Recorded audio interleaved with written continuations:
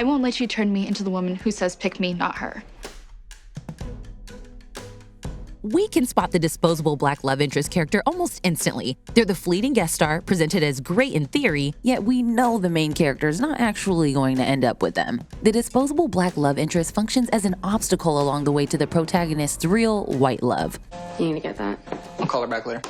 Fundamentally, the trope is a form of tokenism, an attempt to check the boxes of diversity without actually casting people of color in the main roles audiences are encouraged to identify with and care about. Because the disposable black love interest is a stepping stone love interest, a pit stop along the way to true love, the very story structure persuades the audience to root against this character, even to resent or loathe them, thus potentially feeding on or even worsening existing real-world racism and anti-blackness. And although many stories have white disposable love interests too, when the disposable love interest is a rare person of color amongst a mostly white cast, the fact that they're inevitably not chosen can create the problematic impression that this person is less desirable due to their race, reaffirming our already very white-centric beauty standards and received ideas about who is worthy of love. These days, we're seeing progress in the form of an increasing number of centered main black love interests whose romances we're rooting for. I did not want Miss Bridgerton to only be my friend, I wanted her to be my wife. And, even more importantly, in black protagonists and creators of stories.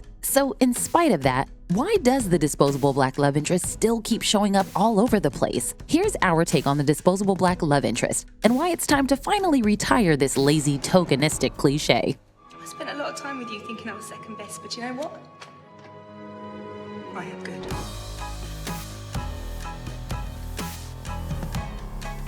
If you're new here, be sure to subscribe and click the bell to be notified about all of our new videos.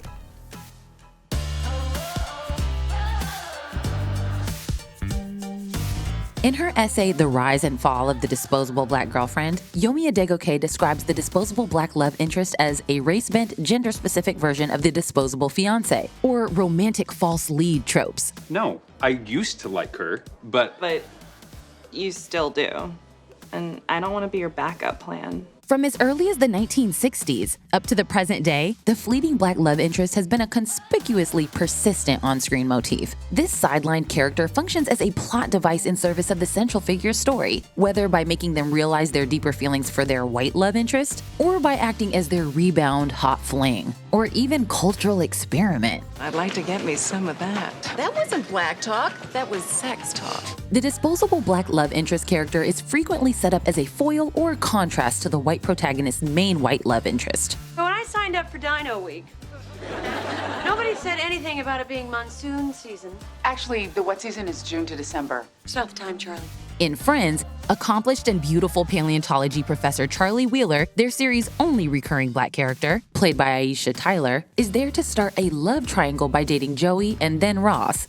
But this, in turn, is really just set up for a love triangle between Joey, Ross, and Rachel. Charlie ends up being Ross's last real relationship before he reunites with Rachel, and by appearing to be a better-on-paper match for Ross, sharing his interests, profession, and intellect. We have so much in common. Charlie's role as a late-in-the-game runner-up is really to reinforce that Ross doesn't care about any of that, and just wants Rachel. Ross actor David Schwimmer told The Guardian, "I was well aware of the lack of diversity and I campaigned for years to have Ross date women of color." To a degree, Schwimmer had a point that even the overwhelming majority of love interests in hit shows at the time were white. Aisha Tyler's casting was a news headline centered on her race. Reality phenomenon The Bachelorette only featured its first African-American star, Rachel Lindsay, in the 13th season in 2017. And it took The Bachelor a whopping 25 seasons before it finally starred a black man, Matt James, who is biracial, in 2021. If people weren't open to biracial relationships, I wouldn't be here. Hopefully throughout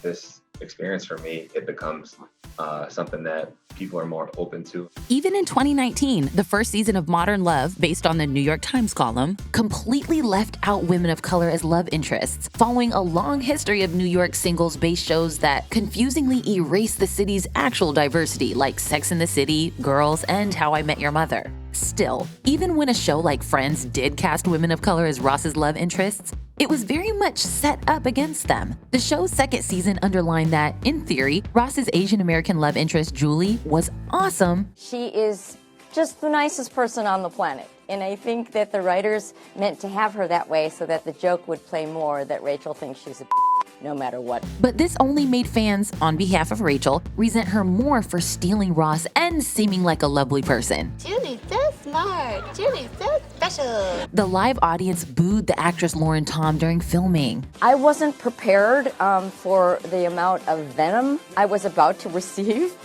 in a live audience where they actually booed my character. Gabrielle Union also briefly appears on the show's 7th season in a blink and you miss her role as Kristen, another black woman Joey and Ross fight over who has little to do but facilitate the guys' competition. Sometimes disposable black love interests are intentionally written to be unlikable, making the main love interest look more appealing by comparison. Just so you know, Joey only liked you for one reason. He's gonna nail you tonight. Especially after they're discarded, they might suddenly show an uncharacteristic petty or mean-spirited personality, as if to confirm that the main character was right to cast them off.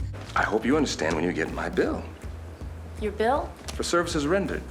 You know, my stud fee. But often, just the existence of the disposable black love interest as a threat to the one true pairing twists even their good qualities to become sources of unlikability. It's a common trope that a protagonist will choose their true love over an option who seems like a better match on paper. But with the black romantic interest, this is taken to an extreme, because the character is often painted as incredibly impressive, if not flawless. She's just cool, you know, and funny. Man, I don't know if you've noticed, but she's a hottie. Blair Underwood as Dr. Robert Leeds on Sex and the City was a charming, attentive, sexy, and successful doctor to the New York Knicks. Yet he was ultimately discarded for the mediocre white guy Steve.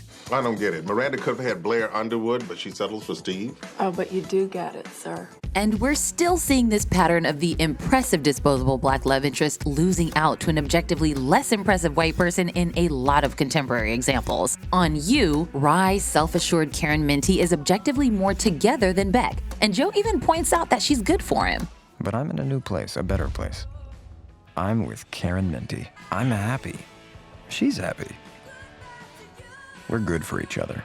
Yet he's still drawn to the complicated white girl, and Karen becomes another disposable black rebound. You're amazing. I'm amazing, but you kind of don't want to do me anymore? In panic, Heather decides she just views considerate, academically successful Bishop Moore as a friend after she falls for bad boy Ray, sidelining the perfect black character and elevating an imperfect white one who's cast in a more charismatic light. In the first episode of How I Met Your Father, Sophie's gushing over how her Tinder date Ian is her dream guy. And thus began the best first date I'd ever been on.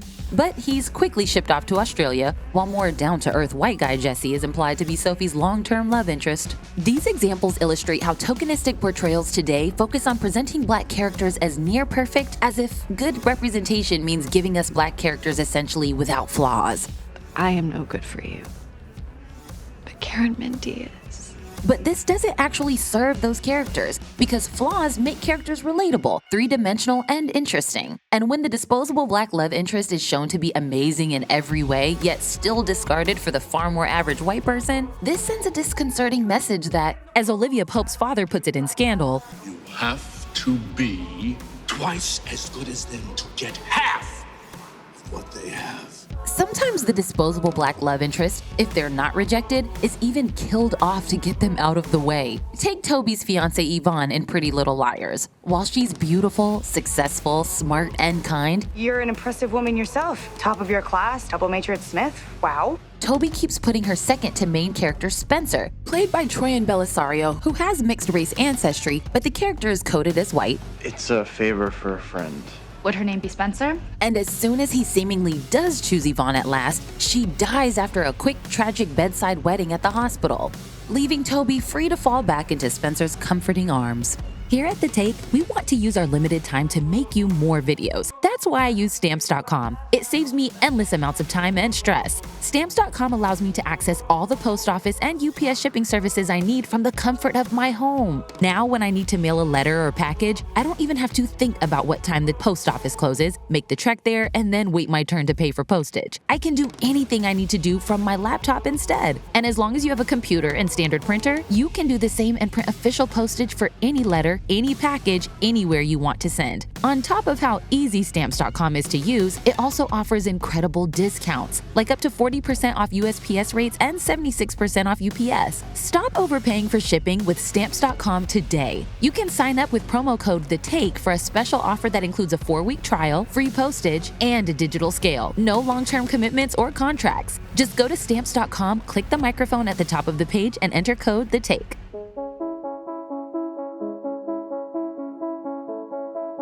What makes the disposable Black love interest so pernicious is that it feeds damaging cultural messages that whiteness is inherently more beautiful, desirable, or worthy. Denzel Washington once said, explaining why he didn't want his character in The Pelican Brief to have a romantic relationship with Julia Roberts' character, Black women are not often seen as objects of desire on film. It's a bias that, for decades, was reinforced by stories on screen. You didn't see girls that look like me.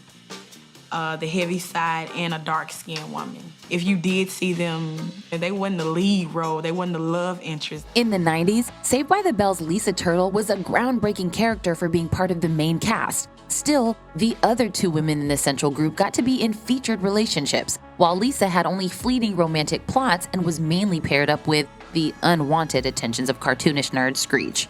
I will be your everything, and I will be gone. On Gossip Girl, starting in 2007, Vanessa pines for her best friend and sometimes boyfriend Dan. I have feelings for you. But he was hung up on the rich, white blonde girl, Serena van der Woodsen. Through Serena, Dan was seeking a form of acceptance into the moneyed Manhattan elite. So we can see how Serena's blonde beauty is really a stand-in for a form of exclusive whiteness. Yet the show supports the feeling that this beauty is appealing by constantly framing Serena in a glamorous, almost irresistible light. These on-screen relationships impact people's real-world dating biases. In 2014, OkCupid president Christian Rudder revealed that Black female users get around 25% fewer first messages than women of other races and ethnicities. I did read somewhere that the people that do worst on the apps are Asian men and Black women. Well, it's great white people finally have an advantage somewhere.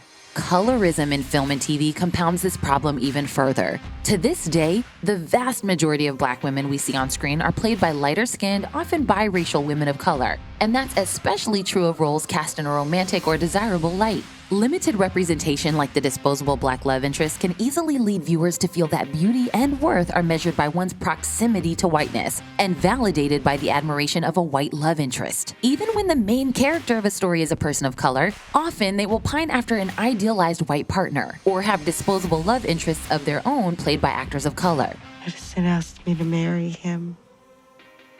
He gave me a ring. Don't say you're marrying Edison. As we can see in examples like The Big Sick, Master of None, and The Mindy Project. In To All the Boys, P.S. I Still Love You, Lara Jean, an Asian American woman herself, is briefly drawn to John Ambrose, who's cultured, musical, and shares a lot more of her interests. But he's still turned down in favor of the prized jockey love interest, Peter. Sometimes you have to kiss the wrong man to know what's right. While Noah Centineo does say he has some Native American and possibly Puerto Rican ancestry, Peter seems to be coded as white and perceived that way by a lot of viewers. Moreover, to this day, Black actors cast in interracial love interest roles can face backlash and harassment. In 2017, Riverdale fans who ship Bughead sent Vanessa Morgan death threats before her character even appeared on screen because her character, Tony Topaz, was sort of set up to be in a love triangle with Betty and Jughead. And your North Side friends, your girlfriend, you're gonna look up one day and they're all gonna be gone. Tony and Jughead only kissed. But in typical disposable Black love interest fashion, this interaction was there to serve as a confirmation that he still had feelings for Betty, which Tony encouraged him to pursue. You're not over Betty, and I'm not interested in being anybody's rebound. Then Tony becomes Cheryl's love interest, but after their breakup, she's featured less and less over the seasons, apart from in service to other characters. Morgan took to Twitter to call out the misrepresentation of Black characters and the treatment of Black actors on the show and in the media in general. Fellow Riverdale actress Bernadette Beck also spoke out about how poorly her character of Peaches and Cream was written, set up to be unlikable, one-dimensional, and always in the background. The tokenism of using Black characters to market narratives as inclusive but then sidelining them in the story is exactly what John Boyega criticized about how his character Finn was treated in Star Wars. Finn ended up feeling like a disposable Black love interest himself, given how the story initially positioned him as Rey's focus. Rey, I never told you Rey! before revealing it was more interested in Rey and Kylo Ren. The same marginalization was reflected in how Game of Thrones' only 2 featured black characters, Missandei and Grey Worm, played by light-skinned biracial actors, were discarded and pushed to the side in the end. And we're still seeing examples where featured black characters don't get to experience the same fleshed out love stories the white main characters do. Like in The Vampire Diaries, where Bonnie Bennett, who sometimes plays into the magical Negro caricature, doesn't get a lasting love story in all 8 seasons. Will we ever see Bonnie with someone who's decent that isn't going to die? And is at one point, when Elena is put under a sleeping curse which can't break unless Bonnie dies, positioned as a literal obstacle standing between Elena and Damon. You could just walk away. She dies of collapsed lung, no blood on your hands, and you and Elena get to live the life you always dreamed of. Sleepy Hollow teased a central romance between Ichabod and Abby that failed to materialize over 3 seasons. Remember our bond. Instead, Vulture's Nicole Perkins wrote that Abby became a desexed caretaker in the vein of the Mammy caricature and was killed off in season 3, while Ichabod had consummated on-screen romantic relationships with 3 white women instead.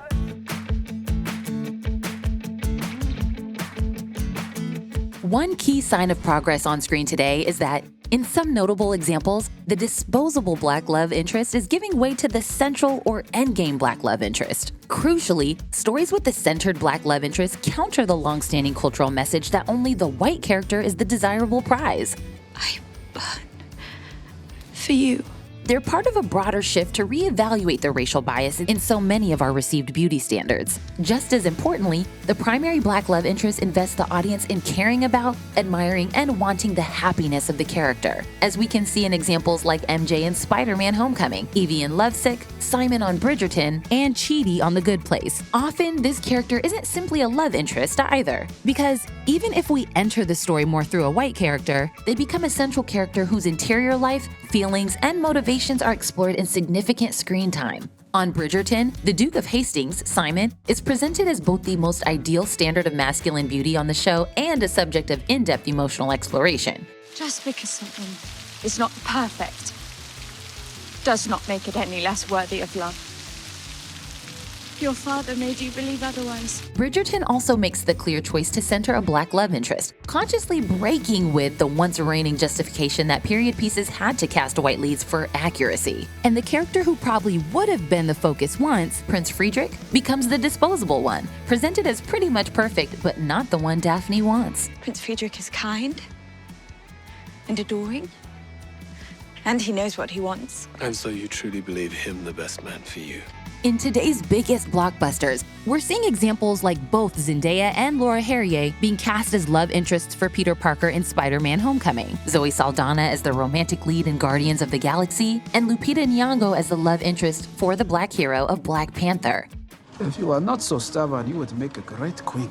I would make a great queen because I am so stubborn. Mainstream examples like these do reflect an important change when you consider how few featured black love interests there are even in recent film history. But it's also important that we continue going further to shift the fundamental point of view of more of our stories. For so long, the underlying problem has come from thinking diversity can be achieved simply by casting 1 or 2 people of color, usually in sidekick or love interest roles in stories that remain predominantly white in their cast, creative team, and perspective. It's worth noting that if you step outside of a white-centric story's perspective, objectively speaking, the main white character might not always be such a prize. In You, Joe discarding Karen is a very good thing for her, considering he could have and likely would have killed her. Charlie actually leaves Ross on Friends for the guy who's her real one true pairing. There's so much history between us, you know?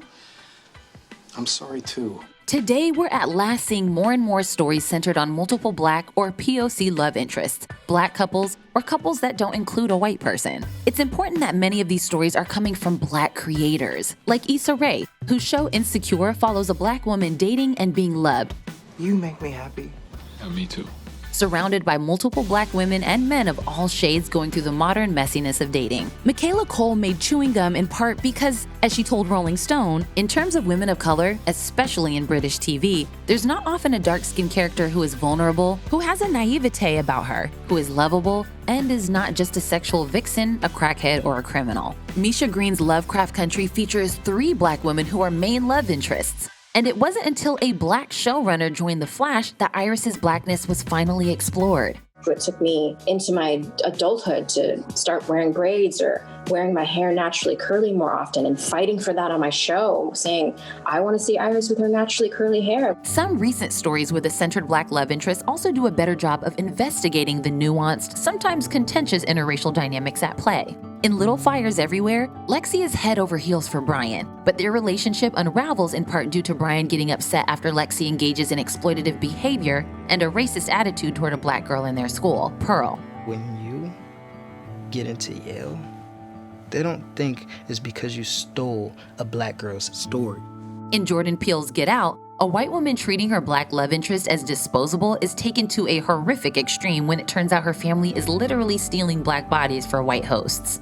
You'll be able to see and hear what your body is doing, but your existence will be as a passenger. In White Lotus, Paula, who has insinuated sexual tension with the rich white friend who brought her on a Hawaii trip, Olivia, processes her resentments that the white tourists have so much, which was historically stolen from indigenous people. But Paula's ill-thought-out attempt to right this injustice by encouraging the Hawaiian employee she's dating, Kai, to carry out a burglary, only ends up hurting Kai rather than the rich white guests. Even representation in otherwise limiting tropes like the damsel in distress can also be important to increase the variety of ways Black women are represented on screen. Kerry Washington said that her character, Broomhilda, in Django Unchained isn't the most feminist idea to be a woman in a tower wanting to be rescued. But for a woman of color in this country, we've never been afforded that fairy tale because of how the Black family was ripped apart during slavery, and that she saw the value of having a story that empowers the African American man to do something chivalrous for the African American woman. It's something we've never been allowed to dream about. She is what he is questing for. Actor Candace Patton, who, like Vanessa Morgan and others, received threats after she was cast as the Flash's main love interest, Iris West, a character that is canonically white with red hair, has also spoken about the responsibility that productions have to protect their actors and create a safe working environment. It's not enough to just place a Black actor on a show and say, look, we checked the box, we have a Black female lead. We have to ensure that she is safe in the workplace, that she is protected online. Nicole Bahari, who played Abby Mills on Sleepy Hollow, said her abrupt exit from that show was connected to unfair behind-the-scenes treatment, like being forced to work through serious illness, and she was stuck with a problematic label that damaged her career. What we see on screen shapes what we see as normal and aspirational in real life. That's why young people of color, especially women, need to see themselves represented on screen as the heroes and beloveds of our culture's dominant love stories. I love all of you.